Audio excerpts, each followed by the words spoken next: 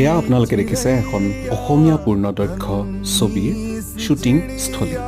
যTheUntold the untold story নামৰ এই ছবিখনৰ তৃতীয় পৰ্যায়ৰ চিত্ৰগ্ৰহণ ইতিমধ্যে সমাপ্ত হৈছে।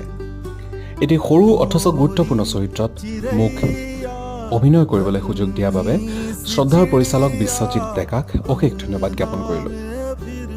এই ছবিখনৰ কাহিনী চিত্ৰনাট্য পৰিচালনা বিশ্বজিৎ ডেকাৰ। চিত্ৰগ্ৰহণ কৰিছে মুম্বাইৰ প্ৰতিষ্ঠিত সঞ্জয় সিঙে। এই ছবিখনত মুখ্য চৰিত্ৰত অভিনয় কৰিছে মন্টু কুমাৰ দাস, নীনামণি কলিতা আৰু জেংৰাই অসমৰ শিল্পীসকলে। এয়া আমাৰ পৰিচালক শ্ৰদ্ধাৰ বিশ্বজিৎ ডেকা আৰু এয়া চিত্ৰগ্ৰহণত ব্যস্ত মুম্বাইত প্ৰতিষ্ঠিত সঞ্জয় সিং দেৱ।